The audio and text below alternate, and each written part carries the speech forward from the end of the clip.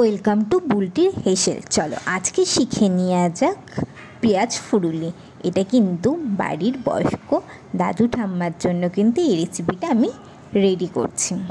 তার জন্য ফার্স্টে কাঁচা লঙ্কা আর কাঁচা পেঁয়াজ কুচো কুচোভাবে কিন্তু আমি কেটে নিলাম।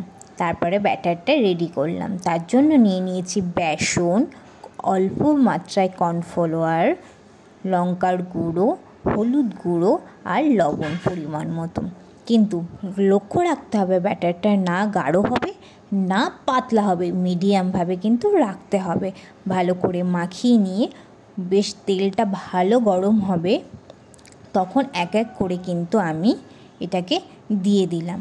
তারপরে ভালো করে এপিট ওপিট করে ভাজা ভাজা করে নিতে হবে, কেননা ভেতরের থিকনেসটা যেন ভালোভাবে হয়।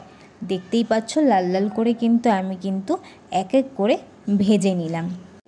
এটা কিন্তু যখন ঠাম্মা দাদুরা খাবে তখন না দাঁতে প্রেশার লাগবে, আবার মুচমুচেও খেতে লাগবে। দেখতেই পাচ্ছ কত সুন্দর হয়েছে। প্রত্যেকের বাড়িতেই তো সন্ধেবেলায় এই রেসিপিটা সবাই পছন্দ করে, মুড়ি তার সাথে একটু ভাজাভুজি।